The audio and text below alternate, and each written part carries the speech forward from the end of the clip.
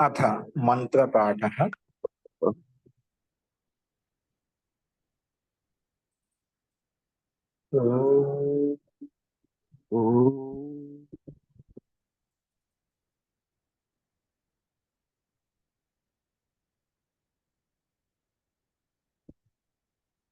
सहनावतु सहनौ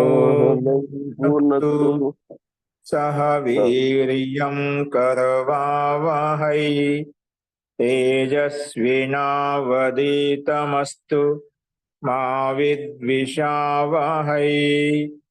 ओम शांति शांति शांति।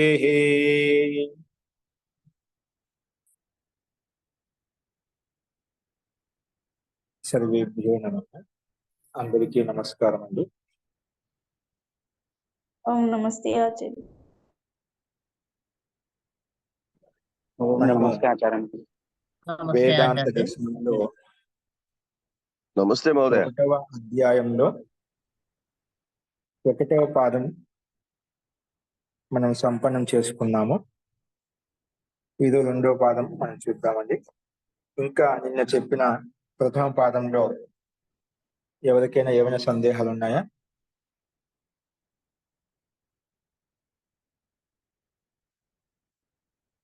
అస్తు ప్రకృత మనసురామః.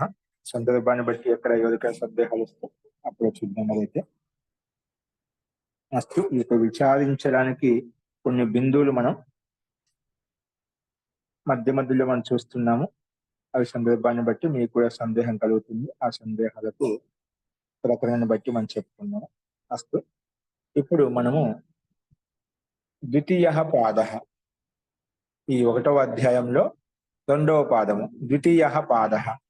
ఆ ద్వితీయ పాదంలో సూత్రం వచ్చేసి సర్వత్ర ప్రసిద్ధోపదేశాత్. సర్వత్ర ప్రసిద్ధ ఉపదేశాత్. దాన్ని సంధి చేస్తే ప్రసిద్ధోపదేశాత్.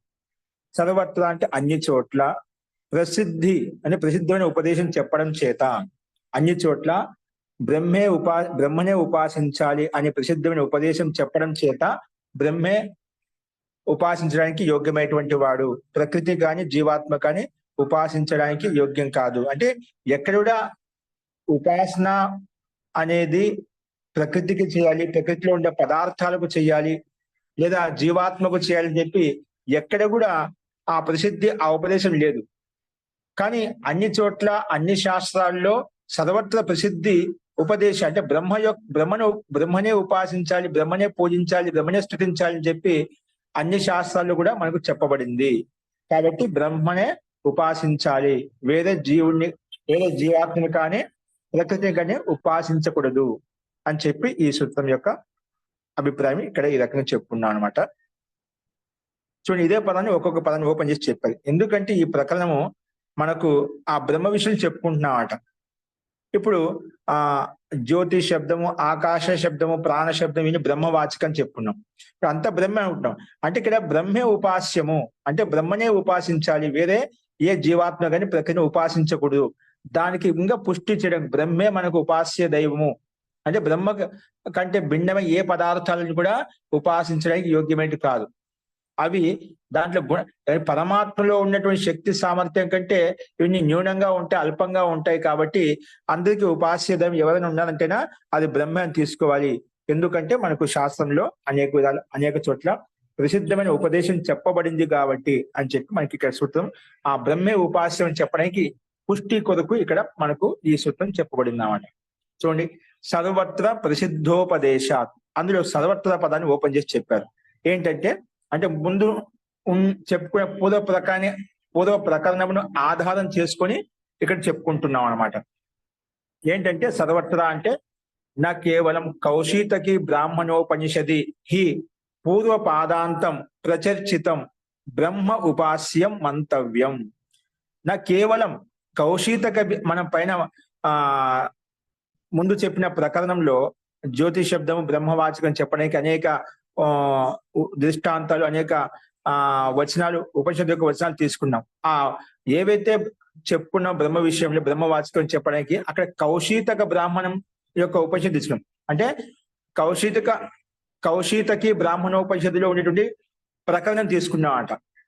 అందుకే కౌశీతకి బ్రాహ్మణోపనిషత్తులో చెప్పిన పూర్వ పాదాంతం అంటే పూర్వ ప్రకరణం ఏదైతే ఉందో పూర్వ పాదాంతం ప్రచరిస్తాం. ఆ పాదంలో ఆ ప్రకరణంలో ఎక్కడ కౌశీతకి బ్రాహ్మణోపనిషత్తులో ఎక్కడైతే ఆ పాదంలో ఆ మంత్రాంశంలో ఏ బ్రహ్మ యొక్క వర్ణన చెప్పబడిందో విచారించబడిందో అదొక్కటే బ్రహ్మ యొక్క అక్కడ ఎక్కడైతే వచ్చిందో బ్రహ్మ శబ్దం అదొక్కటే బ్రహ్మ శబ్దంగా తీసుకోవాలి. అంటే బ్రహ్మ ఉపాస్యంగా తీసుకోవాలి.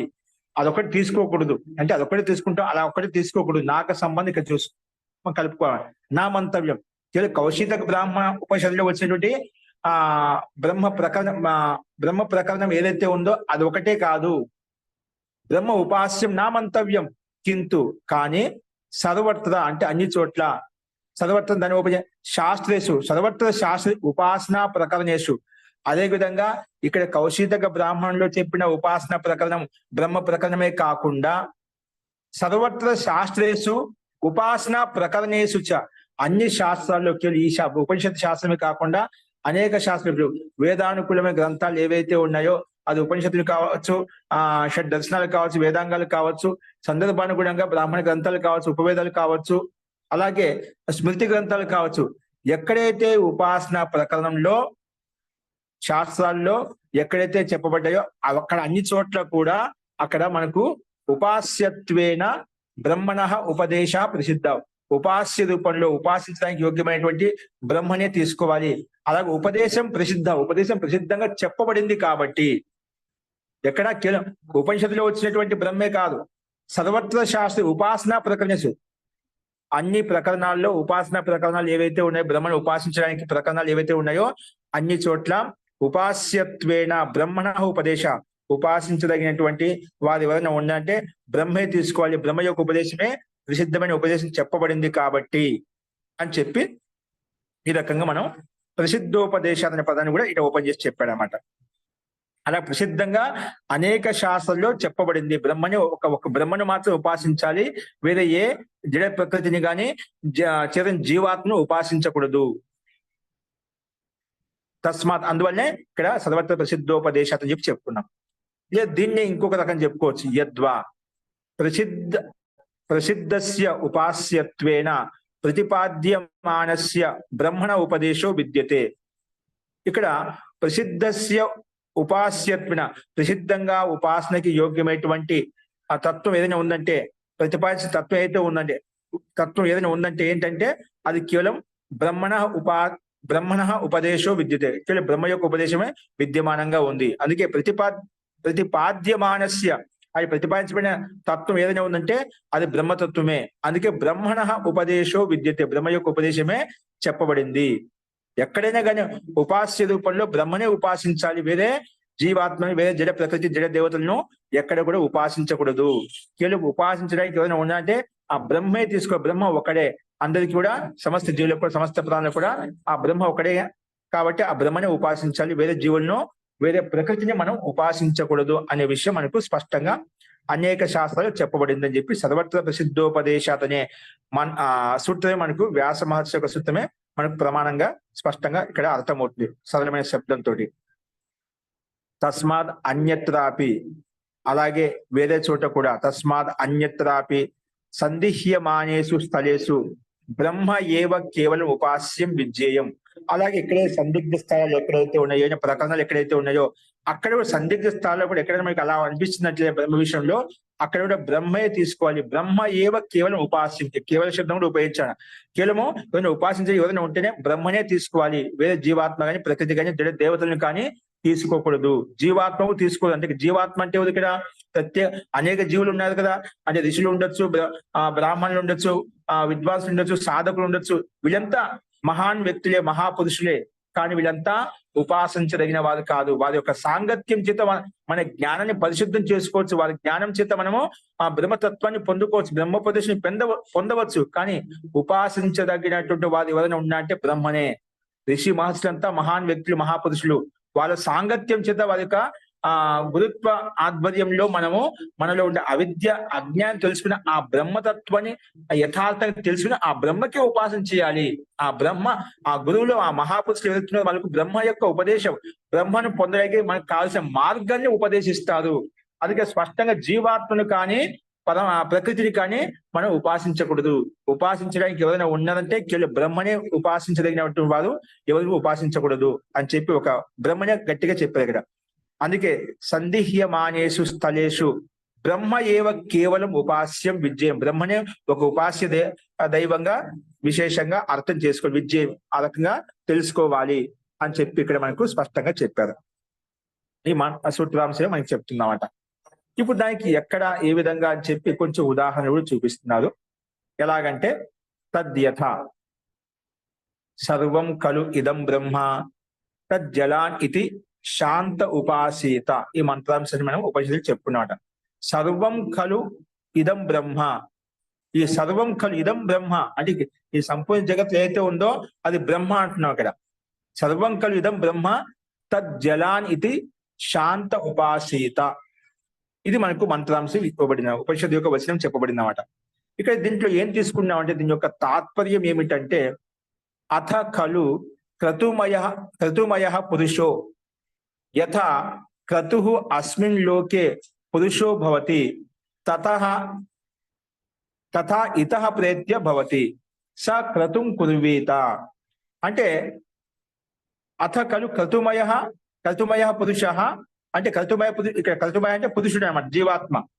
యథా క్రతు అంటే ఈ పురుషుడు అస్మిన్ లోకే పురుషో భవతి అంటే ఈ లోకంలో ఏ రకంగా అయితే కర్మలు చేస్తారో తథా ఇతః ప్రేత్య చనిపోయిన తర్వాత మళ్ళీ జన్మ తీసుకున్నప్పుడు, చనిపోయి మళ్ళీ జన్మ తీసుకున్నప్పుడు తథా ఇతః ప్రేత్య భవతి అంటే ఇక్కడ వర్తమానంలో ఉన్నప్పుడు ఎటువంటి కర్మలతో యుక్తమై ఉన్నాడో అదే కర్మలతో మళ్ళీ ఉత్పన్నమై అదే కర్మలు చేస్తాడు. అంటే ఏ రకమైన భావంతో ఓతప్రోతమై ఉంటాడో అదే రకమైన భావంతో యుక్తమైనటువంటి జన్మ తీసుకొని మళ్ళా ఆ రకమైన జన్మ కొనసాగిస్తాడు. అందుకే తథా ఇతః ప్రేత్య భవతి స క్రతుం కుర్వీత. అలాగే మళ్ళీ ఆ పురుషుడు ఆ కర్మ చేయగలుగుతాడు, ఆ రకం మళ్ళీ జన్మ తీసుకొని అదే విధంగా ఆ కర్మ చేస్తాడని చెప్పి ఇక్కడ మనకు ఈ మంత్రాంశం చెప్పబడింది అన్నమాట.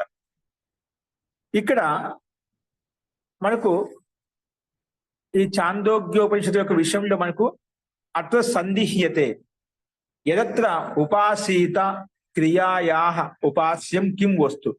ఇక్కడ మనకు పైన ఉపనిషత్తు యొక్క వచనంలో వచ్చినటువంటి ఉపాసీత అనే పదం ఏదైతే ఉందో అది ఒక సందేహాన్ని ఉత్పన్నం చేస్తున్నమాట. ఇక్కడ సర్వం ఖలు ఇదం బ్రహ్మ తజ్జలాన్ ఇది శాంత ఉపాసీత. ఇక్కడ శాంత ఉపాసీత అని క్రియాపదం ఉన్నమాట. ఏ పదము? క్రియాపదం ఉంది.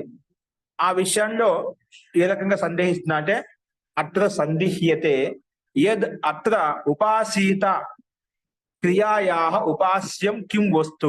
ఇక్కడ సూత్రుడు ఉపాసీత ఉపాసన చేయాలి, శాంత స్వరూపుడిని శాంతంగా ఉపాసించాలి అంటున్నాం. ఆ ఎవరిని ఉపాసించాలి? ఇక్కడ ఉపాసించాలి అంటే కర్త ఎవరు? ఉపాసించడానికి ఇక్కడ వస్తు తత్వం ఏమి తీసుకోవాలి?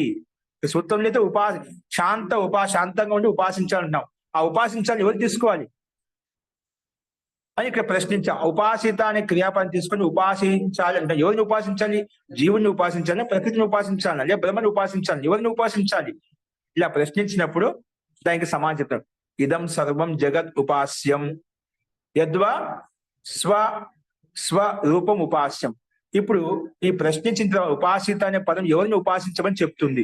ఇప్పుడు ఉపాసించమని ఎవరు, ఏ వస్తువు తీసుకోవాలి, ఏ తత్వం తీసుకోవాలి, ఏ పదార్థం తీసుకోవాలి?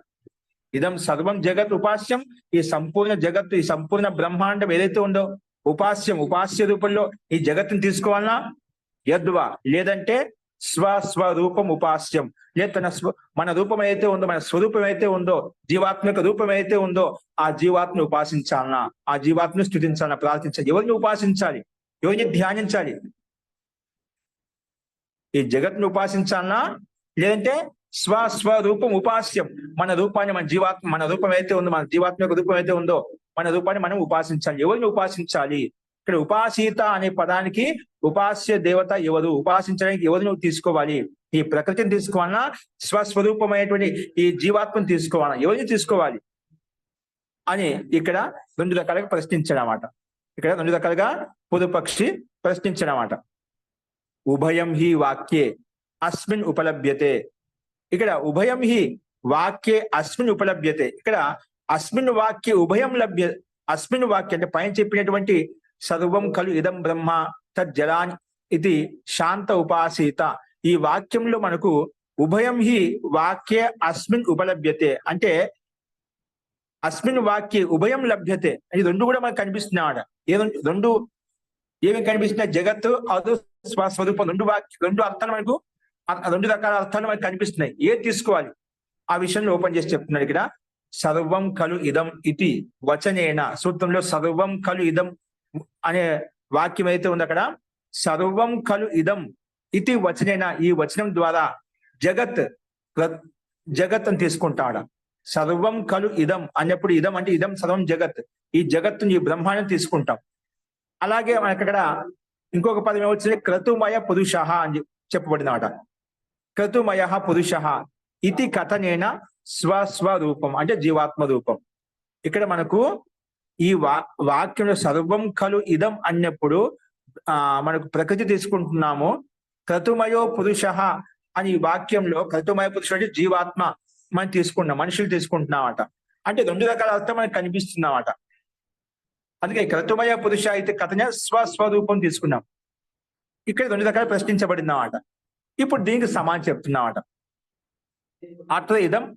అత్ర ఇదం ప్రతి విధీయతే, దీనికి సమానం చెప్తున్నా. అంటే మనం బ్రహ్మని తీసుకోవాలన్నా లేదా స్వస్వరూపమైనటువంటి బ్రహ్మాండమే తీసుకోవాలంటే బ్రహ్మాండ ఈ ప్రకృతిని తీసుకోవాలన్నా, ఈ బ్రహ్మాండాన్ని ఉపాస్యంగా తీసుకోవాలని, జగత్తుని ఉపాస్యంగా తీసుకోవాలన్నా, లేదంటే ఈ స్వస్వరూపాన్ని మన స్వరూపాన్ని ఉపాస్య దైవంగా తీసుకోవాలి, ఏం తీసుకోవాలి అనే దానికి సమాధానం అత్ర ఇదం ప్రతి విధీయతే, దానికి సమాధానం చెప్తున్నామట.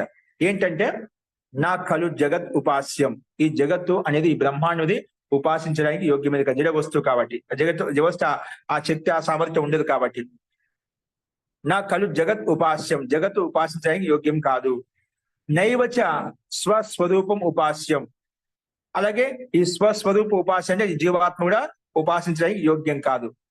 కేవలం బ్రహ్మ ఏవ ఉపాస్యం, కేవలం బ్రహ్మనే ఉపాసించాలి. ఇక్కడ మనకు స్పష్టంగా జడ ప్రకృతిగానే ఉపాసించకూడదు, అలాగే ఈ జీవాత్మను కూడా ఉపాసించకూడదు. ఏదైనా ఉపాసించాలంటే కేవలం బ్రహ్మనే ఉపాసించాలి, కేవలం బ్రహ్మ ఏ ఉపాస్యం అని చెప్పి మనకి స్పష్టంగా చెప్పబడింది అన్నమాట. కాబట్టి మనం అనేక రకాలు ఉపాసిస్తుంటాం, బ్రహ్మ రూపంలో బ్రహ్మగా భావించి ఉపాసిస్తుంటాం. కానీ ఇక్కడ మనకి ఏం చెప్పాలి స్పష్టంగా, బ్రహ్మ ఒకడే, ఆ బ్రహ్మనే ఉపాసించాలి. మిగిలిన వాళ్ళు ఎవరైతే అన్ని జీవులు ఎవరైతే ఉన్నదో వాళ్ళంతా మహాపురుషులు కావచ్చు, మహాన్ వ్యక్తులు కావచ్చు, జ్ఞానవంతులు కావచ్చు, ప్రకాండ వ్యక్తులు కావచ్చు, వారి యొక్క వాళ్ళంతా ఆ తత్వాన్ని బ్రహ్మతత్వాన్ని పొందేది కాబట్టి, వేదజ్ఞాన్ని పొందేది కాబట్టి, వాళ్ళ యొక్క సాంగత్యం చేత వారి యొక్క ఆధ్వర్యంలో ఉంటూ మనం బ్రహ్మోపదేశాన్ని తెలుసుకొని ఆ బ్రహ్మ కోసం మనం ఉపాసించాలి. ఆ బ్రహ్మని ఎలా పొందాలి, ఏ విధంగా పొందాలి చెప్పి వాళ్ళు మనకు మార్గాన్ని ప్రశస్తం చేస్తారు. ఎందుకంటే ఈ మాట ఎందుకు చెప్పాల్సి, మనం అనేక రకాలుగా తత్వాన్ని తీసుకుని అన్నిటి బ్రహ్మగా భావించి దాన్ని ఉపాసిస్తూ ఉంటామట. ఇప్పుడు అనేక రకాల జడ దేవతలు కూడా బ్రహ్మగా భావిస్తున్నాం, జీవాత్మను కూడా బ్రహ్మగా భావిస్తున్నాం. ఇప్పుడు చాలా మంది ఆ జీవాత్మని బ్రహ్మ అని చెప్పుకుంటున్నారు అనమాట. నాకు బ్రహ్మ సాక్షాత్కారం అని చెప్పుకుంటుంటారు అన్నమాట. చాలా మంది తథాగతమైన సాధు సంతులను మనం చూస్తూ ఉంటామట. అలాగా బ్రహ్మ అనేవాడు ఒకడే ఉంటాడు, అతనే ఉపాసించాలి, కేవలం బ్రహ్మ ఏ ఉపాస్యం అని చెప్పుకున్నాడు. కుతః ఎలాగ మనం స్వీకరించాలి, కథన మాత్రం చేత అది సిద్ధించదు కదా, దానికి ఇంకా పుష్టిగా ఇక్కడ ప్రమాణంగా ఇంకొక విధంగా చెప్తున్నమాట. యతః ఎందుకు మనం బ్రహ్మని ఉపాస్యంగా తీసుకోవాలి, స్వరూపాన్ని మన స్వరూపాన్ని మన జీవాత్మని కానీ ప్రకృతి ఎందుకు తీసుకోకూడదు. కుతః ఎందుకంటే యతః సర్వత్ర శాస్త్రేషు ఉపాసన ప్రకరణేషు వా బ్రహ్మ ఏ ఉపాస్యం విధీయతే. మనకు వేదానుకూల గ్రంథాలు, బ్రాహ్మణ గ్రంథాలు కావచ్చు, ఉపవేదాలు కావచ్చు, దర్శనాలు కావచ్చు, ఉపనిషత్తులు కావచ్చు, స్మృతి గ్రంథాలు కావచ్చు, ఎక్కడైనా ఋషులు మహర్షులు మనకి ఏవైతే శాస్త్రాల్లో, ఎందుకంటే శాస్త్రం ప్రమాణం శబ్ద ప్రమాణం చెప్పుకుంటారా, అన్ని శాస్త్రాల్లో కూడా ఒక ఉపనిషత్తు యొక్క శాస్త్రమే కాకుండా, యోగ శాస్త్రమే కాకుండా, మనకు బ్రహ్మ తత్వాన్ని ప్రతిపాదించే శాస్త్రాలే కాకుండా అన్య శాస్త్రములలో కూడా ఏవైతే ఉన్నాయో ఒక్కొక్క ఋషి ప్రకృతి తత్వాన్ని తీసుకొని ఆధారంగా తీసుకుని, కొన్ని ప్రమాణాలను ఆధారం తీసుకుని, కొన్ని పదార్థాలను ఆధారం చేసుకుని రకరకాల వ్యాఖ్యానించారు. వాళ్ళంతా కూడా ఉపాసించడానికి బ్రహ్మ ఒకరే అని చెప్పి వాళ్ళు కూడా అన్ని శాస్త్రాలు ఇదే విధంగా ఉపదేశించారు. ప్రసిద్ధ ఉపదేశాలు ప్రసిద్ధంగా వాళ్ళు ఇదొక బ్రహ్మ ఒకడే ఉపాసింపదగిన వాడు అని చెప్పి అనేక శాస్త్రాలు చెప్పబడింది. అందుకే సర్వత్ర శాస్త్రేషు అన్ని శాస్త్రాల్లో, అలాగే అన్ని శాస్త్రాల్లో ఉండే ఉపాసనా ప్రకరణాలు, ఉపాసన చేయడానికి ఏ ప్రకరణాలు ఉన్నాయో, బ్రహ్మ ప్రకరణాలు ఏవైతే ఉన్నాయో అన్ని చోట్ల కేవలం బ్రహ్మ ఉపాస్యం విధీయతే, బ్రహ్మనే ఉపాసించాలని విధానం చెప్పబడి, విధి విధానం చెప్పబడిన ఎలా చేయాలి, ఈ విధంగా చేయాలని చెప్పి అని మనకి ఇక్కడ స్పష్టంగా శాస్త్రమే మనకి ప్రమాణంగా తీసుకొని చెప్తున్నాడు. అనేక గ్రంథాల్లో కూడా ఇదే విధంగా విధానం ఉంది. కాబట్టి లేదు అని చెప్పడానికి ఎక్కడ ప్రమాణం లేదు. లేదు అని చెప్పి ఒక ప్రమాణం చూపించండి. బ్రహ్మ ఉపాస్యం కాదు, జీవాత్మ ఉపాస్యము, ఉపాసింపదగినది, అలాంటి జడ ప్రకృతి ఉపాసించదగినది ఎక్కడ కూడా మనకు అలా ఉల్లేఖించలేదు అన్నమాట. కాబట్టి బ్రహ్మనే ఉపాసించాలని విధి విధానం మనకు చెప్పబడింది. అనేక శాస్త్రాల్లో కూడా, అనేక వేదానికుల గ్రంథాల్లో కూడా చెప్పబడింది. కిమర్థం తర్హి సర్వం ఖలు ఇదం వచ్చిన జగత్ వర్ణనం. అటువంటప్పుడు ఈ సూత్రంలో సర్వం ఖలు ఇదం అంటున్నా కదా, ఈ వచనం ద్వారా జగత్ వర్ణనం ఎందుకు తీసుకున్నారు ఇక్కడ? కిమర్థం తర్హి సర్వం ఖలు ఇదం వచనేన జగత్ వర్ణం తీసుకోబడింది అంటే అర్థం చెప్పేటప్పుడు జగత్ యొక్క అర్థం తీసుకున్నాం, అంటే బ్రహ్మాండం యొక్క అర్థం తీసుకున్నాం. అథ కథం హి క్రతుమయ పురుష కథనేన, క్రతుమయ అంటే పురుష అని చెప్పుకున్నాడ, జీవాత్మ తీసుకున్నాడ. ఈ కథనం ద్వారా జీవవర్ణం కృతం. ఎందుకు అలాగా? సర్వం కలు ఇదం అని, ఇదం జగత్ అంటే ఈ జగత్ను తీసుకున్నారు. క్రతుమయ పురుష ఈ వచనం ద్వారా, ఈ కథనం ద్వారా జీవవర్ణం తీసుకోబడింది, ఇక్కడ జీవాత్మ తీసుకోబడింది. ఎందుకు తీసుకోబడింది? దానికి సమానం చెప్తున్నారు అన్నమాట. ఎందుకు ఆ రకంగా తీసుకోబడిందంటే ఉచ్యతే సర్వం ఖలు ఇదం, సూత్రంలో సర్వం ఖలు ఇదం ఇది కథనం టు తజ్జలాన్ ఇది జగతో వివరణార్థం. ఇక్కడ సర్వం ఖలు ఇదం అనే వచనం అయితే ఉందో, ఈ కథనం ఏదైతే ఉందో, తజ్జలాన్ ఇది జగతో వివరణార్థం, జగత్ను వివరించడం కొరకు, జగత్ను ప్రతిపాదించడం కొరకు, జగత్ యొక్క అభివ్యక్తి చెప్పడం కొరకు. ఏంటి తజ్జలాన్ అంటే? మనం అక్కడ చెప్పడం తజ్జల అంటే జ అంటే జన్మ, ఉత్పత్తి, అంటే బ్రహ్మాండం యొక్క ఉత్పత్తి. లా అంటే లయము. తజ్జల జ అంటే ఉత్పత్తి అని చెప్పుకున్నాము, జన్మ అని చెప్పుకున్నాం. లా అంటే లయం అని చెప్పుకున్నాం. తర్వాత అన్, జలాన్లో అన్ ఉంది కదా, అంటే ఆ పరమాత్మ ఉత్పన్నం చేసి లయం చేసి అలాగే దాన్ని ధారణ చేస్తున్నారు. అని అంటే ధారణ చేయడం అంట, అంటే పోషించడం, ధారణ చేయడం అనమాట. స్థితి అని చెప్పుకో. స్థితి అంటే ఆయన ఇక్కడ ధారణ చేసి ఉన్నాడు, స్థితించి ఆయన పాలిస్తూ పోషిస్తూ ఉన్నాడు బ్రహ్మాండాన్ని అంతా కూడా, పిండాన్ని కూడా. కాబట్టి తత్ జలాన్, తత్ జలాన్, జ లా అన్, ఇక్కడ 3 పదాలు ఉన్నాయి మన దీంట్లో. జ అంటే మన జన్మ, ఈ జగత్కు ఉత్పత్తి చేసింది ఆ పరమాత్మే, లయం చేసేది ఆ పరమాత్మే. అని అంటే ధారణ చేసేది కూడా ఆ పరమాత్మే, లయం చేసేది ఆ పరమాత్మే. ఇక్కడ ఈ రకంగా అర్థం చేసుకోండి. సర్వం ఖలు ఇదం కథనం టు తత్ జలాన్ ఇది జగతో వివరణార్థం, అంటే ఈ ఉత్పత్తి, ఈ లయము, అది ధారణ అంటే దీన్ని పోషించడం, పాలించడం అనేది ఏదైతే ఉందో వాటిని వివరించడం కొరకు ఇక్కడ తీసుకోబడింది. జగతో వివరణార్థం, జగత్ వివరించడం కొరకు చెప్పబడింది అని దీని యొక్క జలాన్ శబ్దానికి ఈ రకంగా తీసుకున్నాను. చూడండి, సామాన్య జల అంటే మనకు తెలియదు. జ లా అని ఈ 3 పదాల ద్వారా మనకు ఈ తత్వాన్ని చెప్పబడింది, అంటే ప్రకృతి యొక్క తత్వాన్ని వివరించడం కొరకు తీసుకోబడింది అని చెప్పి చెప్పుకున్నాం.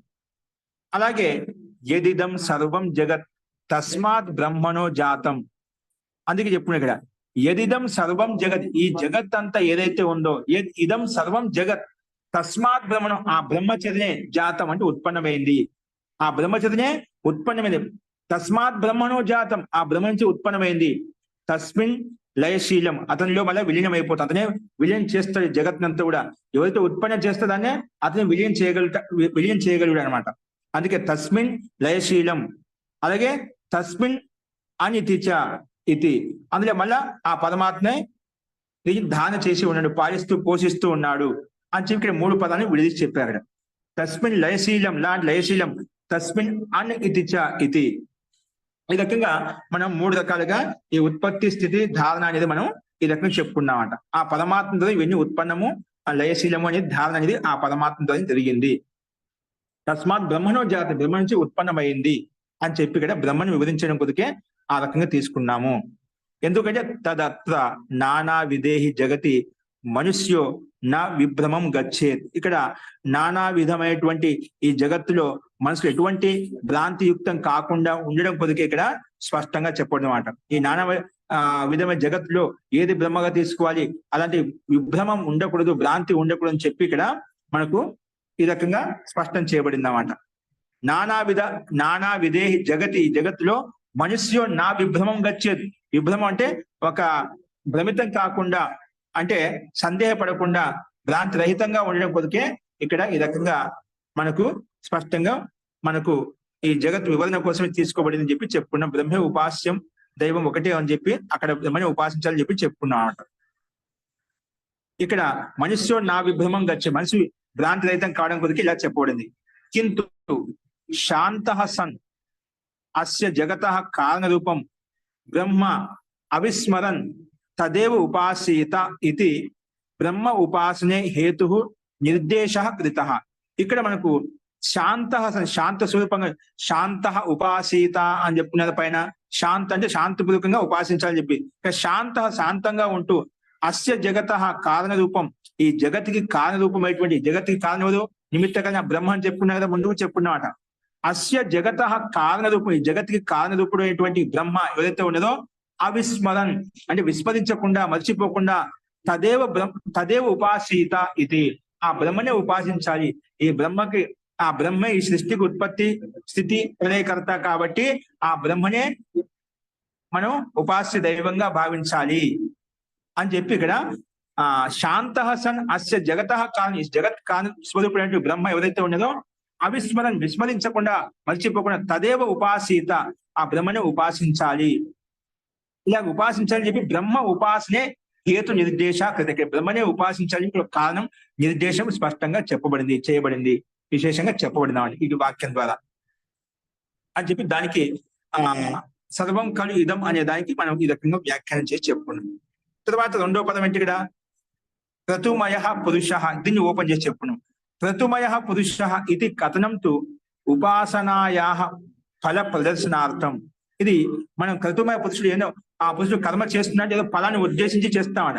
ఏ ఉపాసన చేసినా మనకు విశిష్టమైన ఫల ప్రాప్తి ఉంటేనే చేస్తాం. ఏదైనా కర్మ చేస్తున్నామంటే దీన్ని విశిష్టమైన ఉపలబ్ధి కొరకే చేస్తామట. అందుకే క్రతుమయ పురుష అనే కర్మశీలి పురుషుడు ఎవరైతే ఉన్నారో అక్కడ ఉపాసన చేస్తున్నా అంటే అక్కడ ఫలం చెప్పబడిందన్నమాట. అది క్రతుమయ పురుష ఇది కథనం, ఈ కథనం ఏదైతే ఉందో, ఈ వచనం ఏదైతే ఉందో, కథనం ఉపాసనాయా ఫల ప్రదర్శన అర్థం. ఉపాసన చేస్తే, ధ్యానం చేసినట్లయితే, పరమాత్మను స్తుతించినట్లయితే ఎటువంటి ఫల ప్రాప్తి కలుగుతుంది, అందుకొరకే ఇక్కడ ఈ వచనం తీసుకోబడింది అన్నమాట. ఫల ప్రదర్శనార్థం, ఆ ఫలం ఎవరికి వస్తుంది, అది ఆ జీవాత్మకు వస్తుంది. ఆ ఫలని ప్రదర్శించడం కొరకే ఇక్కడ చెప్పబడింది అన్నమాట. ఎందుకంటే యతోహి పురుషో అంటే అర్థాత్ మనుష్య, పురుష అంటే ఇక్కడ మనుష్య క్రతుమయ అంటే కర్మశీలి వ్యక్తి అన్నమాట. ఎందుకంటే క్రతుమయ అంటే దాన్ని ఓపెన్ చేసి చెప్పారు, సంకల్పమయ. క్రతుమయ అంటే సంకల్పమయ అస్తి, సంకల్పిస్తామంటే ఇలా ఉండాలి, ఈ విధంగా ఉండాలి, ఇలా నేను ఆ బ్రహ్మానందాన్ని పొందాలి, పరమాత్మత్వాన్ని పొందాలి, ప్రకృతి యొక్క తత్వాన్ని పొందాలి, ఈ బ్రహ్మాండ యొక్క రహస్యాన్ని తెలుసుకోవాలి, ఆ సంకల్పిస్తామట. బ్రహ్మ విషయంలో, ప్రకృతి విషయంలో, జీవాత్మ విషయంలో నన్ను నేను తెలుసుకోవాలని చెప్పి రకరకాల సంకల్పం చేస్తామట. అందుకే యతోహి పురుషో అర్థాత్ మనిషి ఏదైతే ఉన్నదో క్రతుమయ అని చెప్పుకున్నాం. క్రతుమయ సంకల్పమయో అస్తి, సంకల్పమయంతో యుక్తమై ఉండి అన్ని రకాల సంకల్పాలు చేస్తూ ఆ జీవుడు కర్మ చేస్తున్నాడు. అందుకే ఇక్కడ క్రతుమయ పురుష అని చెప్పి చెప్పుకున్నామట. యథా సంకల్పవాన్ అస్మిన్ లోకే పోతే, ఏ రకమైన సంకల్పాలతో యుక్తమై ఉంటాడో మనిషి ఈ లోకంలో, తథా ఇతః ప్రేత్య ఫలవాన్ భవిష్యతి. ఈ వర్తమానంలో ఏ రకమైన కర్మలతో యుక్తమై ఉంటామో భవిష్యత్తులో కూడా మనం అదే ఫలాన్ని పొందుతామని. మనం ఏ ఫలాన్ని అయితే ఉద్దేశించి కర్మలు చేస్తున్నామో, దానికోసం ప్రయత్నం చేస్తున్నామో, వ్యక్తి భవిష్యత్తులో అలాంటి ఫలితాన్ని పొందుతాడన్నమాట. అంటే ఇక్కడ కర్మ చేస్తున్నా అంటే సంకల్పం మనకు ముందుగా తెలుసామట, ఏ సంకల్పం కావాలి, ఏది పొందాలి, ఏది సిద్ధించుకోవాలి. అందుకే అలాగే మనం ఏ రకమైన సంకల్పంతో ఉంటామో అదే రకమైన సంకల్పాన్ని పొందుతాం అన్నమాట. అలాగే ఈ జన్మలో ఏ రకమైన సంకల్పాలతో యుక్తమై మనం కర్మ చేస్తామో, చనిపోయిన తర్వాత మళ్ళీ జన్మ తీసుకున్నప్పుడు కూడా అదే ఫలంతో, అదే విచారంతో, అదే సంకల్పంతో మళ్ళీ జన్మిస్తాము. నువ్వు ఏది కోరుకుంటే జన్మ మళ్ళీ అదే ఉంటుంది. నువ్వు ఏ రకం కోరుకొని నువ్వు కర్మలు చేస్తావో వచ్చే జన్మ కూడా అదే విధంగా ఉంటుంది. అందుకే ఇక్కడ సంకల్పవాన్ అస్మిన్ లోకే, అంటే ఈ లోకంలో సంకల్పవాన్ వ్యక్తి లోకే భవతి, ఏ రకంగా సంకల్పం వ్యక్తి ఈ లోకంలో ఉంటాడో తథా ఇతః ప్రేత్య, తర్వాత ఇక్కడి నుంచి వెళ్ళిపోయిన తర్వాత చనిపోయిన తర్వాత కూడా ఫలవాన్ భవిష్యతి, మళ్ళీ అదే విధంగా ఆ రకమైన ఫలంతోనే మళ్ళీ ఉత్పన్నం అవుతాడు, మళ్ళీ జన్మిస్తాడు, మళ్ళా ఈ బ్రహ్మాండంలోకి వచ్చేస్తాడు అన్నమాట. ఈ జగత్తులో సంసార బంధంలోకి వచ్చేస్తాడు. అంటే ఏ రకమైన భావనతో ఉంటే ఆ రకమైన భావంతో. ఒక నీకు ఆ సృష్టి యొక్క కామన ఉంది, సృష్టి యొక్క కోరిక ఉందనుకోండి, ఆ కామనానుగుణంగా వాళ్ళు జన్మ తీసుకొని ఉంటావు. ఒక నీకు బ్రహ్మ కామన ఉందనుకోండి, ఆ బ్రహ్మతత్వం యొక్క లక్షణాలతో నువ్వు మళ్ళీ జన్మ తీసుకుంటావు. అంటే ఆ బ్రహ్మ పొందాల్సిన వాటి జ్ఞాన విజ్ఞానం యుక్తమైపోయి ఆ బ్రహ్మతత్వాన్ని పొంది నువ్వు మళ్ళీ మోక్షానికి వెళ్ళగలుగుతావు అంట. ఒకవేళ ఇదే జన్మలు నువ్వు ఆ కర్మ బంధనాన్ని తెలుసుకున్నట్లయితే, కర్మ బంధనాలు దగ్ధబీజ భావం చేసినట్లయితే నీకు మళ్ళీ జన్మ అంటూ ఉండదు. చనిపోయిన తర్వాత సాక్షాత్ మోక్షంలోకి వెళ్ళిపోతావు. అంటే ఆ బ్రహ్మలోకంలోకి వెళ్ళి బ్రహ్మానందాన్ని పొందుతూ ఉంటావు, బ్రహ్మలో ఐక్యమైపోతావు. అందుకే ఇక్కడ ఆ విధంగా యథా సంకల్పవాన్ అస్మిన్ లోకే భవతి తతః ఇతః ప్రేత్య, నుంచి వెళ్ళిపోయిన తర్వాత ఫలవాన్ భవిష్యత్, అదేవిధంగా ఫలాలతో యుక్తం అవుతాడు. ఏదైనా పుణ్య ఫలాలతో యుక్తమై ఉంటామో, ఏదైనా కామనతో యుక్తమై ఉంటామో అదే విధంగా మళ్ళీ జన్మ తీసుకుంటాడు. అందుకే ఫలవాన్ భవిష్యత్ అని చెప్పుకున్నాం. అందుకే అంటే అది ఎటువంటి వ్యక్తి ఎలా ఉంటారంటే అది కూడా చెప్పారు. బ్రహ్మ ఉపాసనో పరో మనుష్య అస్మిన్ లోకే చేత్ భవతి, అంటే బ్రహ్మ ఉపాసన, ఎవరైతే బ్రహ్మను ఉపాసించాలని ప్రతి నిత్యం ఆ బ్రహ్మను ఉపాసిస్తున్నారో, ఏ మనుషులైతే, ఏ సాధకులైతే, ఏ యజమానులైతే, ఏ దంపతులైతే అస్మిన్ లోకే చేత్, ఈ లోకంలో ఉన్నట్లయితే ఏ రకమైన భావనతో యువతిపతి ఉన్నారో అదే విధంగా వాళ్ళు మళ్ళీ జన్మ తీసుకుంటారు. అదే బ్రహ్మతత్వంతో యుక్తమై బ్రహ్మజ్ఞానం పొందని జిజ్ఞాసతో మళ్ళీ జన్మిస్తారు. అదే జ్ఞానంతో యుక్తమై ఉంటుంది. అలాంటి ఉత్తమైన కులంలో వాళ్ళు జన్మిస్తారు. అందుకే తర్హి ఇతః ప్రేత్య బ్రహ్మానందం. అందుకే చనిపోయిన తర్వాత కూడా, ఎందుకని ఈ జన్మలో బ్రహ్మ ఉపాసన పరో మనుష్య, ఏ మనుషులైతే ఈ లోకంలో బ్రహ్మ యొక్క ఉపాసనలో లీనమై ఉన్నారో ఇతః ప్రేత్య, ఇక్కడి నుంచి వెళ్ళిపోయిన తర్వాత బ్రహ్మానందం అంటే మోక్షాన్ని, స్వర్గలోకాన్ని, స్వర్గాన్ని కూడా, స్వర్గం అంటే ఉత్తమైంది, మోక్షం వా ప్రాప్స్యతి ఇది స్పష్టం ఫల నిర్దేశో బ్రహ్మ ఉపాసనాయాం అపరో హేతు ఉక్త. ఆ బ్రహ్మ ఉపాసన విషయంలో రెండవ హేతు కూడా మనం ప్రస్తావించబడింది. అంటే మనుషులు ఈ లోకంలో బ్రహ్మ ఉపాసనలు లీనమై ఉండి ఆ బ్రహ్మను పొందాలనే కర్మలు చేస్తున్నదో, ఉపాసన నిరంతరంగా చేస్తున్నదో అటువంటి వ్యక్తులు ఇక్కడ చనిపోయిన తర్వాత ఆ బ్రహ్మానందాన్ని పొందుతారు, మోక్షాన్ని పొందుతారు అని చెప్పి, మోక్షం వా ప్రాప్స్యతి, బ్రహ్మానందం వా ప్రాప్స్యతి లేదా మోక్షం వా ప్రాప్స్యతి అని చెప్పి రెండు రకాలుగా చెప్పారు. ఇక్కడ స్పష్టం ఫల నిర్దేశో, ఇక్కడ స్పష్టంగా ఫలం నిర్దేశించబడిన మాట. ఎవరు ఏ రకమైన కర్మలతో యుక్తమై ఉంటుందో అదే కర్మని పొందుతారు. అదే నువ్వు బ్రహ్మ ఉపాసన లీనమంటే నువ్వు బ్రహ్మ మోక్షత్వాన్ని బ్రహ్మానందం పొందుతావు. ఒకవేళ నీకు మంచి ఉత్తమ జీవనం కావాలి, ఈ సంసారంలోని బంధనాలు కావాలి, ఉత్తమ కుటుంబం, ఉత్తమ ఐశ్వర్యం, ఉత్తమ కర్మలతో భోగభాగ్యం అనుభవించాలని నువ్వు ఈ రకం కామనతో యుక్తమై ఉన్నట్లయితే, ఐశ్వర్యాన్ని అనుభవించాలని నువ్వు కామన కోరిక ఉన్నట్లయితే అదే విధంగా నువ్వు మళ్ళీ జన్మిస్తావు అని చెప్పి మనకు స్పష్టం ఒక ఫల నిర్దేశం జీవాత్మకు చెప్పబడింది అన్నమాట. అందుకే ఫల నిర్దేశం బ్రహ్మ ఉపాసనాయాం అపరో హేతు. ఇక్కడ ఫల నిర్దేశం అనేది ఈ బ్రహ్మను ఉపాసన ప్రకరణంలో ఒక రెండవ హేతు అనేది ఇక్కడ మనకు వ్యక్తం చేయబడింది. అందుకే అపరో హేతు ఉక్తో భవతి ఇక్కడ చెప్పబడింది అనమాట. అస్తు, ఈ రకంగా ఒక అర్థం మనం చెప్పుకున్నాం. కాబట్టి అన్ని శాస్త్రాల్లో కూడా మనకు అన్ని చోట్ల ఈ బ్రహ్మనే ఉపాసించాలి అని చెప్పి మనం చెప్పుకున్నాం. జీవాత్మ కానీ ప్రకృతి కానీ ఉపాసించకూడదని చెప్పి ఈ రకం దీన్ని వ్యాఖ్యానం చేసుకున్నాం. తర్వాత ఇక్కడ కొంచెం విశేషంగా చెప్తున్నాం, కొన్ని విశేషం బిందువులు చెప్తున్నాం. అంటే ఇక్కడ ఏంటంటే అత్ర కిమపి విశిష్టం అభిధీతే, కొన్ని విశేషణ బిందువులు చెప్తున్నారు ఇదే విషయంలో. ఇంకా అదే పైన చెప్పిన మంత్రాంశం తీసుకొని అత్ర కిమపి విశిష్టం అభిధీతే, ఇక్కడ ఇంకా విశేషమైన బిందువులు మనకు ప్రస్తావిస్తున్నారు. ఏమిటంటే సర్వం ఖలు ఇదం బ్రహ్మ తజ్జలాన్ అత్ర వసి, మన వాక్యం చెప్తున్నదా, తజ్జలాన్ అంటే జలాన్ అంటే జా అంటే ఉత్పత్తి, లా అంటే లయము, అని అంటే ధారణ అని చెప్పుకున్నామట. ఈ వచనంలో సర్వం ఖలు ఇదం బ్రహ్మ తజ్జలాన్ అత్ర వసి, ఈ వచనంలో బ్రహ్మ శబ్దం ఉంది. సర్వం ఖలు ఇదం బ్రహ్మ తజ్జలాన్ అత్ర వచనే బ్రహ్మ శబ్దో బ్రహ్మాండ వాచకో అస్తి. బ్రహ్మ శబ్దం అయితే ఉందో అది బ్రహ్మాండ వాచకం, అంటే ఈ జగత్ యొక్క వాచకము. బ్రహ్మ శబ్దాన్ని బ్రహ్మ తీసుకో, పరమాత్మ తీసుకోకూడదు. ఇది బ్రహ్మాండం యొక్క వాచకము. నాతో శాంకర భాష్యవత్ పరమాత్మ వాచక. ఇక్కడ శాంకర భాష్యంలో శంకరాచార్య వారు ఇక్కడ ఈ మంత్రం యొక్క అర్థం చెప్పేటప్పుడు బ్రహ్మ శబ్దానికి పరమాత్మ వాచకం యొక్క అర్థం చెప్పబడింది అన్నమాట. కానీ ఇక్కడ పరమాత్మ వాచకం ఈ వాక్యంలో, ఈ ప్రకరణంలో బ్రహ్మ శబ్దం బ్రహ్మాండ వాచకం తీసుకోవాలి, పరమాత్మ వాచకం తీసుకోకూడదు శంకరాచార్య వారికి సమానంగా అని చెప్పి ఒక విషయం చెప్పాను. విశేష బిందులు చెప్పుకుంటున్నాను, విచారిస్తున్నాం. యది అత్ర బ్రహ్మశబ్ద పరమాత్మ వాచక స్యాత్. ఒకవేళ ఇక్కడ బ్రహ్మశబ్దం పరమాత్మ వాచకం తీసుకున్నట్లయితే సర్వం ఖలు ఇదం బ్రహ్మ, ఇక్కడ బ్రహ్మశబ్దం ఉంది కదా, ఈ బ్రహ్మశబ్దం పరమాత్మ వాచకం తీసుకున్నట్లయితే నా తదా సర్వత్ర ప్రసిద్ధోపదేశాత్ ఇది సూత్రావసరో నైవ సూత్రావసర. ఇక్కడ ఒకవేళ ఇక్కడ బ్రహ్మవాచకమే బ్రహ్మే అని స్పష్టంగా చెప్పబడినప్పుడు ఇక్కడ సర్వత్ర ప్రసిద్ధోపదేశాత్ అని వేదవ్యాస మహర్షి ఇక్కడ మనకి ఈ సూత్రం రచించాల్సిన అవసరం లేదు. ఈ సూత్రం యొక్క ఆవశ్యకత అనేది ఉండదు అన్నమాట ఇక్కడ. అది చెప్పే ఇక్కడ ఒకవేళ బ్రహ్మవాచక బ్రహ్మశబ్ద పరమాత్మ వాచక స్యాత్ నా తదా సర్వత్ర ప్రసిద్ధోపదేశం అని ఏ సూత్రం చెప్పుకున్నామో ఇది సూత్రావసరం నా, సూత్రం యొక్క అవసరమే ఉండదు. నా సూత్రావసర నైవచ అస్య సూత్రస్య ఉదాహరణం నైవ చ అస్య సూత్రస్య ఉదాహరణ, ఈ సూత్రం యొక్క ఉదాహరణ అయితే ఉందో ఏతద్ వచనం భవితుం అర్హతి.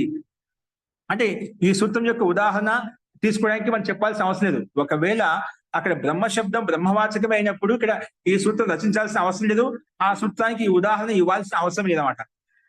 అస్య సూత్రస్య ఉదాహరణం ఏతద్ వచనం భవితుం అర్హతి. ఇక్కడ ఉదాహరణ రూపం తీసుకోవాల్సిన అవసరం కూడా లేదు, ఉదాహరణ రూపాన్ని కూడా యోగ్యం కాదనమాట. ఎందుకు? అసందిగ్ధత్వాత్. ఇక్కడ సందిగ్ధత అనేది లేదు. ఇక్కడ బ్రహ్మ అనే శబ్దము పరమాత్మ వాచకమే అయినట్లయితే ఇక్కడ సూత్రం రచించాల్సిన అవసరం లేదు. బ్రహ్మే కదా, మళ్ళా ఈ ప్రకృతి వాచక తజ్జలానికి చెప్పాల్సిన అవసరం లేదు కదా. సందేహమే లేదు ఇక్కడ.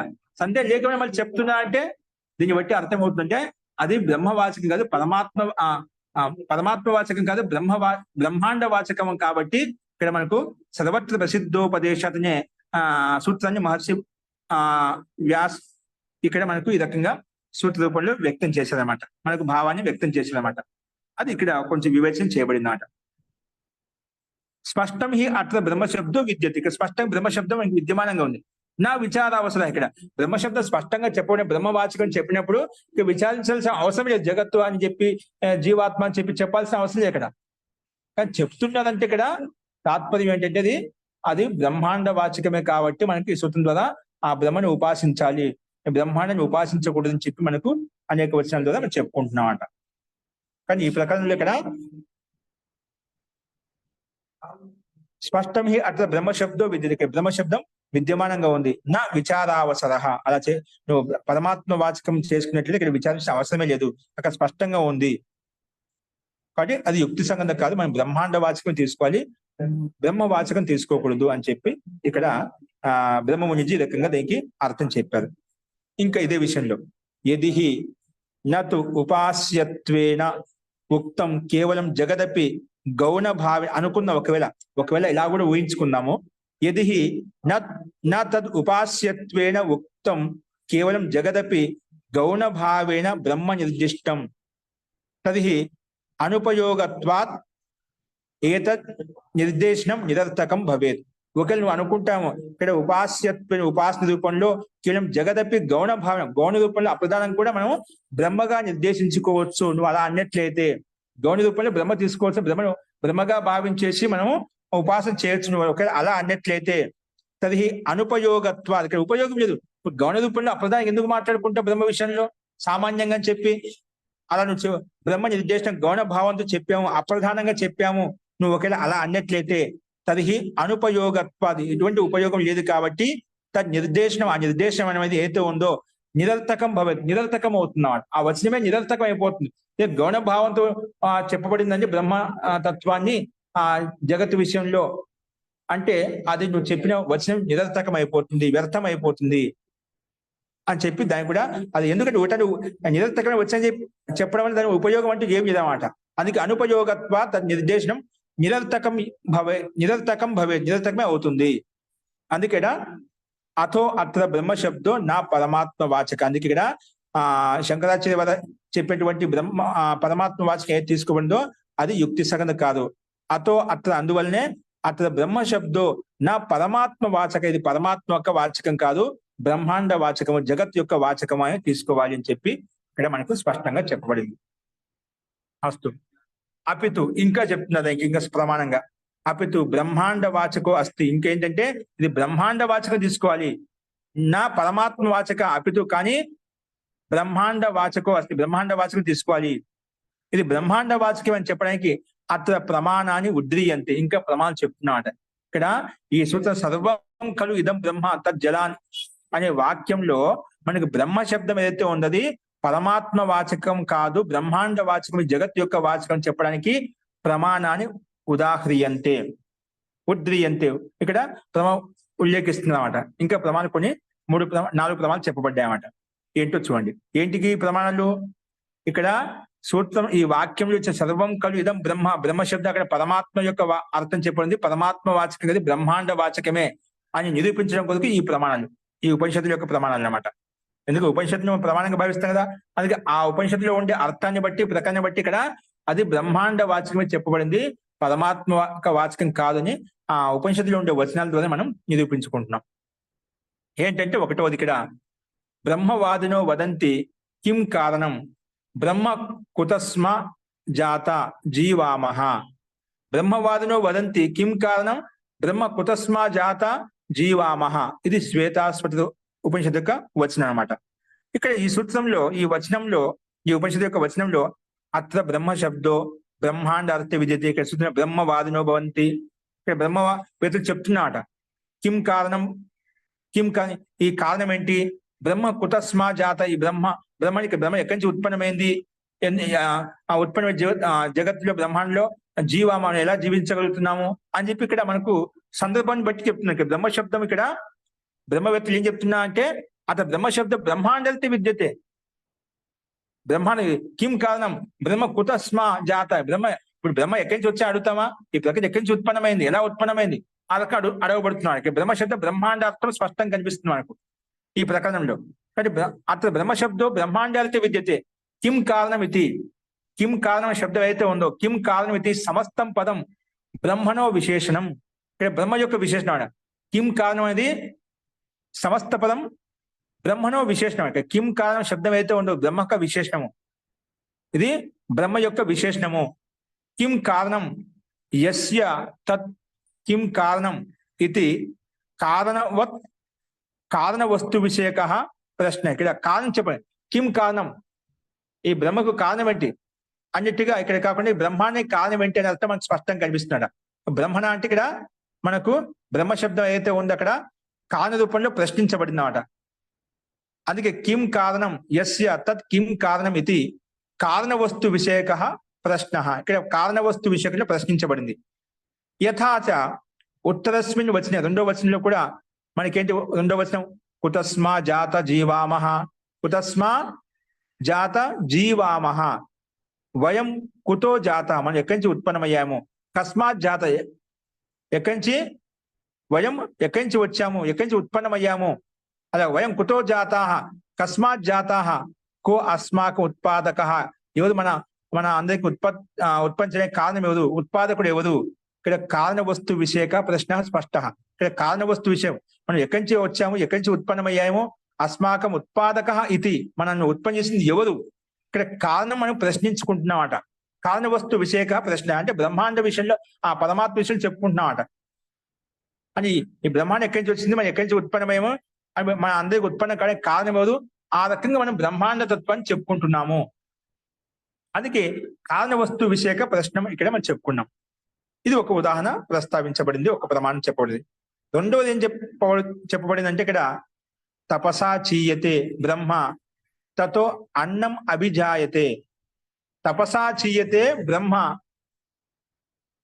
తపసా చీయతే బ్రహ్మ తతో అన్నం అభిజాయతే. ఇక్కడ ముందుకోపనిషత్తు యొక్క వచనం చెప్పబడింది. చూడండి, ఇక్కడ ఈ వచనం కూడా మనకు స్పష్టంగా బ్రహ్మాండ వాచకం, ఇది పరమాత్మ వాచకం. ఈ అర్థాన్ని బట్టి ఏం చెప్పండి, అత్ర ఉత్పత్తి ప్రకరణం విద్యుత్. ఇక్కడ ఇక్కడ మనకు తతో అన్నం అభిజాయతే, అన్నం ఉత్పన్నం అవుతుంది అంటున్నాం. అంటే ఎక్కడి నుంచి ఉత్పన్నం అవుతుంది? ఈ బ్రహ్మాండం నుంచి ఉత్పన్నం అవుతుంది, ప్రకృతి నుంచి ఉత్పన్నం అవుతున్నాం అట. అది అత్ర ఉత్పత్తి ప్రకరణ విద్యతే. పరమాత్మన తపస పరమాత్మ తపస్సు ద్వారా జ్ఞానమయేన తపస, పరమాత్మ తపస్సు అంటే జ్ఞానమయ తపస్సు ద్వారా బ్రహ్మ అంటే బ్రహ్మాండికి చెప్పుకున్నామట. జ్ఞానమయ జ్ఞానపూర్వక తపస్సు ద్వారా బ్రహ్మ, దాన్ని ఓపెన్ చేసే బ్రహ్మాండం చీయతే. అంటే బ్రహ్మాండం అంటే బ్రహ్మాండం యొక్క అర్థం తీసుకున్నామట. చీయతే చిత్రీక్రియతే, ఈ రకంగా చెప్పబడింది. ఎలాగంటే సూక్ష్మేణ రూప్యతే, సూక్ష్మంగా రూపొందించబడినమాట. తతో అన్నం అదనీయం. తత్వం అంటే ఈ బ్రహ్మాండం నుంచి మనం అన్నం అదనీయం అంటే అన్నం బ్రహ్మాండం ఉత్పన్నం అవుతుంది, ప్రకృతిలో ఉత్పన్నం అవుతుందంట. అది అదనీయం. ఎవరికంటే ప్రాణినాం భోగ్యం వస్తు జాతం ఉత్పద్యతే. ప్రాణులకు భోగ్య వస్తు ఇక్కడ ఉత్పన్నం అవుతుంది. తతో అన్నం అదనీయం, తినటానికి యోగ్యమైనటువంటి భోగ్య వస్తువులు ఏవైతే ఉన్నాయో ప్రాణినాం ఉత్పత్తి, ప్రాణుల కొరకు ఉత్పన్నం అవుతున్నాయి. ఎక్కడ ఉత్పన్నం అవుతున్నాయి? ఈ బ్రహ్మాండంలో. అంటే ఉత్పన్నమే భోగ్య పదార్థాలు, భోగ్య వస్తువులు ఏవైతే ఉన్నాయో, ఆహార ధాన్యాలు ఏవైతే ఉన్నాయో అవన్నీ కూడా ఎక్కడి నుంచి ఉత్పన్నం అవుతున్నాయి? ఈ బ్రహ్మాండం నుంచి ఉత్పన్నం అవుతున్నాయి. ఇక్కడ మనం బ్రహ్మాండం యొక్క ఉత్పత్తి విషయంలో మనకు ప్రకరణ చెప్తుంది. దీన్ని బట్టి ఇక్కడ బ్రహ్మ శబ్దం బ్రహ్మాండం తీసుకోవాలి, పరమాత్మ వాచకం కాదు అని చెప్పడానికి ఇది ఒక సందర్భాన్ని ఉల్లేఖించదన్నమాట. అందుకే ఇక్కడ భోగ్యం వస్తు జాతం ఉత్పద్యతే అని రెండో ప్రమాణం చెప్పుకున్నాం. తర్వాత ఏమంటున్నా అంటే మూడవ ప్రమాణం ఏం చూపించబడిందంటే ఇక్కడ యహ సర్వజ్ఞ సర్వవిత్ యస్య జ్ఞానమయం తపః తస్మాత్ ఏతద్ బ్రహ్మ నామ రూపం అన్నం చ జాయతే. తస్మాత్ తద్ బ్రహ్మ నామ రూపం అన్నం చ జాయతే. ఇక్కడ బ్రహ్మ శబ్దం కూడా ఇక్కడ కూడా కనిపిస్తున్నమాట. ఇది కూడా ముండకోపనిషత్తు వచనంలో మనం చెప్పుకున్నాం. అత్రాపి ఇక్కడ కూడా ఈ వచనంలో సర్వజ్ఞాత్ సర్వవిధ, సర్వజ్ఞుడు కాబట్టి, సర్వవేత్త, అన్ని విధాలు తెలిసినవాడు కాబట్టి, జ్ఞానమయ తపస్విన ఈశ్వరాత్ ఖలు, ఆ జ్ఞానమయ తపస్వి అయినటువంటి ఆ ఈశ్వరుని చేత, జ్ఞానమయ తపస్విన ఈశ్వరాత్, ఐశ్వర్య చేత, ఐశ్వర్యవంతుని చేత నామరూపాత్మకం బ్రహ్మాండం జాయతే, నామరూపాత్మకమైన బ్రహ్మాండం ఉత్పన్నమైంది. ఇది స్పష్టం ఉక్తం భవతి. ఇక్కడ ఈ పరమాత్మలోనే నామరూపం. ఇప్పుడు ఈ బ్రహ్మాండ సృష్టి అనేక నామాలతో యుక్తమైంది కదా. గ్రహాలు, ఉపగ్రహాలు, ద్విలోకం, అంతరిక్షలోకం చెప్పి రకరకాల పేర్లతో అభివ్యక్తం చేసుకుంటున్నాం. బ్రహ్మాండంలో నామరూపంలో అభివ్యక్తం చేసుకున్నాం. ఈశ్వరాత్ కలు నామరూపాత్మకం బ్రహ్మాండం జాయతే, ఆ ఈశ్వరు నుంచి, ఆ పరమాత్మ నుంచి నామరూపాలతో యుక్తమైనటువంటి బ్రహ్మాండం జాయత ఉత్పన్నమైంది అని చెప్పి, బ్రహ్మాండం జాయత ఇది స్పష్టం ఉక్తం భౌతిక, స్పష్టంగా మనకు ఆ బ్రహ్మ నుంచి బ్రహ్మాండం ఉత్పన్నమైందని చెప్పి మనం చెప్పుకుంటాం. కానీ ఇక్కడ బ్రహ్మాండ వాచకం చేసుకోవాలి, బ్రహ్మ శబ్దము పరమాత్మ వాచకం కాదు అని చెప్పడానికి ఇది ఒక ఉదాహరణ ప్రస్తావించబడింది. ఎందుకంటే ఈ విషయంలో స్వామి దయానంద సరస్వతి కూడా ఋగ్వేద భాష్యంలో, స్వామి దయానంద సరస్వతి వారు ఋగ్వేద భాష్యంలో కూడా బ్రహ్మణ శబ్దానికి బ్రహ్మాండ వాచకం తీసుకొని చెప్పారన్నమాట.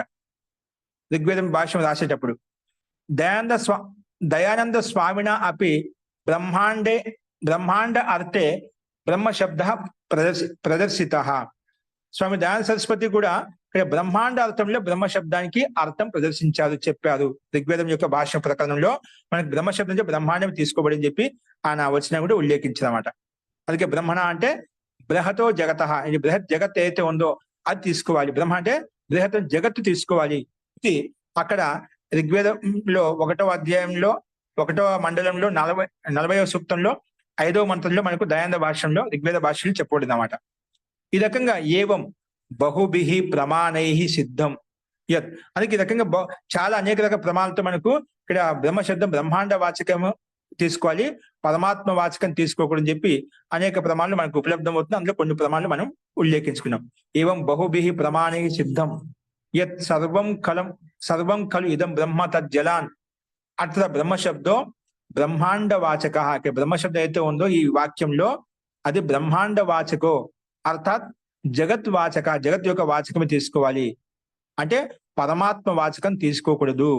ఎందుకంటే తస్మాదేవ ఇదం వచనం సందిగ్ధం ఉపాసనాయాం విచారణీయత్వాత్ ఉదాహరణత్వేన ఉపాదీయతే సూత్రే.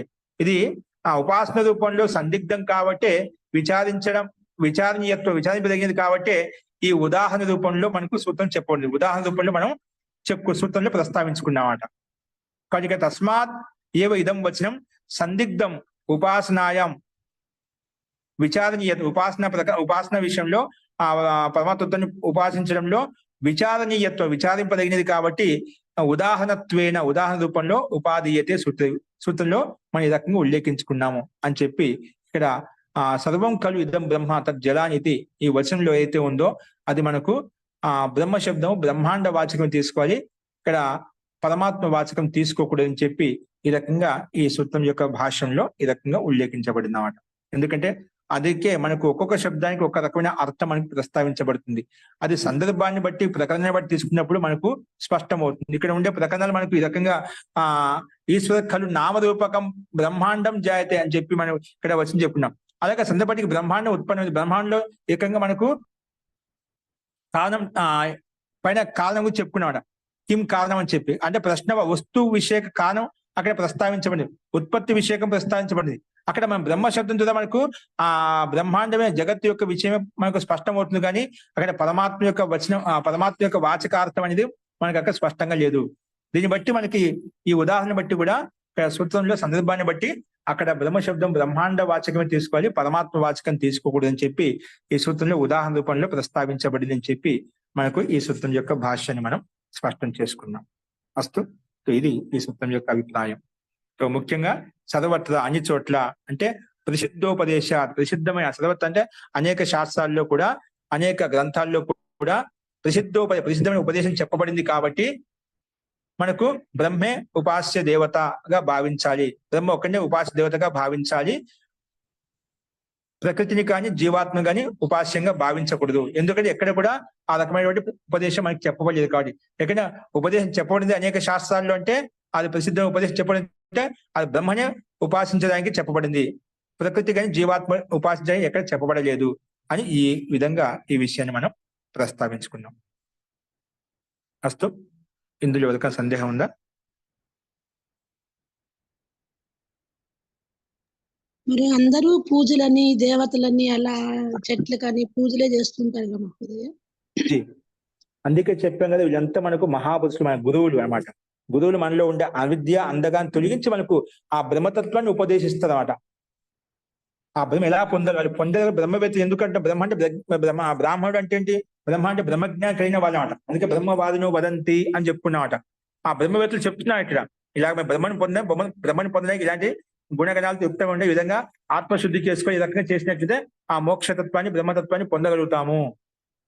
అందుకే ఆ బ్రహ్మని ఒక్కరిని ఉపాస్యంగా తీసుకోవాలి, ఉపాసించదగిన వాడిగా తీసుకోవాలి. వీళ్ళంతా మనం గురువులు వాళ్ళైతే వాళ్ళు ఉండే గుణగణాలు చెప్పా. జీవాత్మ కాదు అని చెప్పి నా జీవ అని చెప్పుకున్నాను.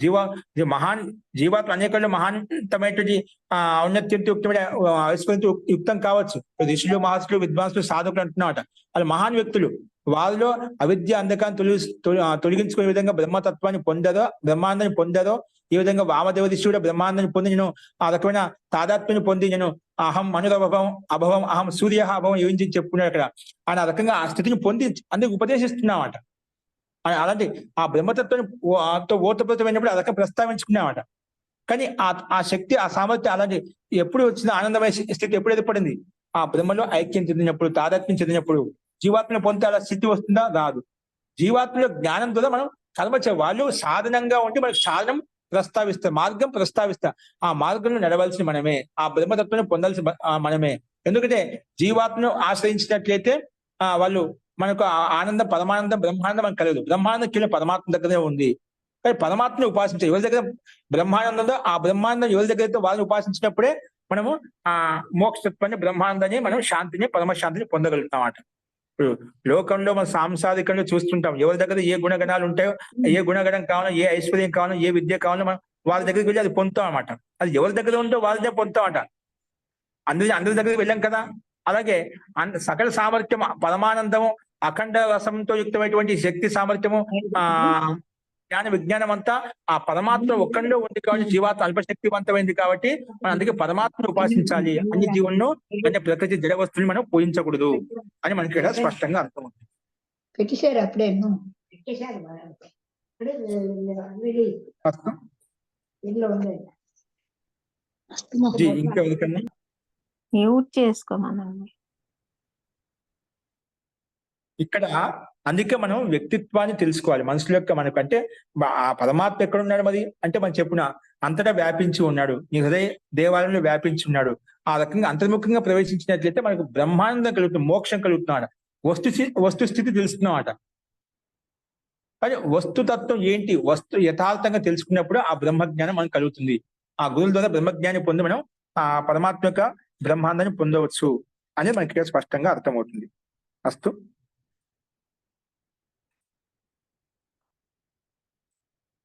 ధన్యవాదం మహోదయ.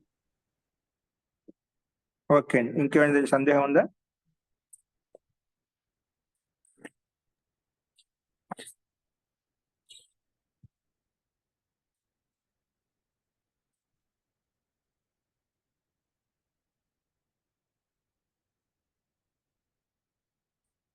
అయితే ఈ సూత్రం యొక్క అర్థం రాసుకోండి. సూత్రం యొక్క అర్థం రాసుకోండి. అన్ని ఆధ్యాత్మిక గ్రంథములలో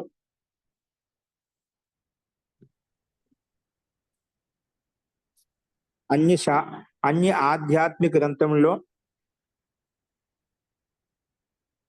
దాన్ని అంటే అనేక అన్ని శాస్త్రాలు, అనేక ఆధ్యాత్మిక గ్రంథాలు అంటే అనేక శాస్త్రాల్లో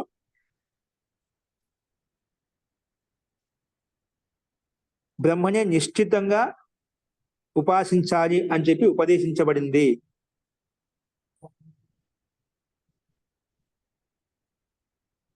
అన్ని శాస్త్రములలో, అన్ని ఆధ్యాత్మిక గ్రంథములలో బ్రహ్మనే ఉపాసించాలి అని ప్రసిద్ధంగా ఉపదేశించబడింది కాబట్టి బ్రహ్మే ఉపాస్య దైవము, బ్రహ్మే ఉపాస్య దైవము, బ్రహ్మే ఉపాస్య దైవము. జీవాత్మ కాని ప్రకృతి కాని, జీవాత్మ కాని ప్రకృతి కాని కాదు,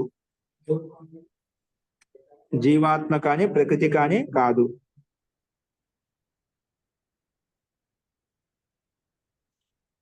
ఇది దీని యొక్క స్థూలార్థం మనం చెప్పుకున్నమాట. ఎందుకంటే చదవట్లు అన్ని చోట్ల అన్ని శాస్త్రంలో ప్రసిద్ధమైన ఉపదేశం బ్రహ్మనే ఉపాసించాలి అని చెప్పబడింది కాబట్టి, సిద్ధంగా బ్రహ్మని ఉపాసించాలి అని చెప్పి చెప్పబడింది కాబట్టి బ్రహ్మే ఉపాస్య దైవంగా భావించాలి, జీవాత్మను కానీ ప్రకృతి కానీ భావించకూడదు. ఇది దీని యొక్క అభిప్రాయం అండి. అస్తు.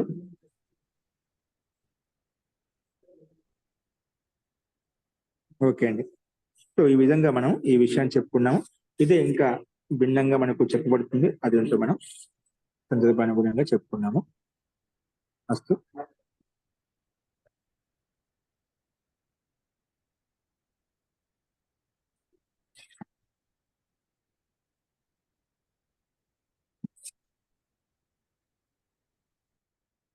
శాంతి పాఠ.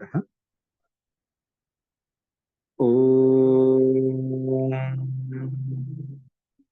సర్వే భవంతు సుఖినః, సర్వే సంతు నిరామయాః, సర్వే భద్రాణి పశ్యంతు, మా కశ్చిత్ దుఃఖభాగ్ భవేత్. ఓం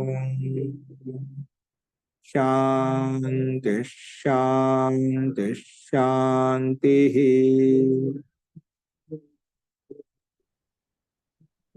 సర్వేభ్యో నమః. అందరికీ నమస్తే నమస్కారం. మహోదయ.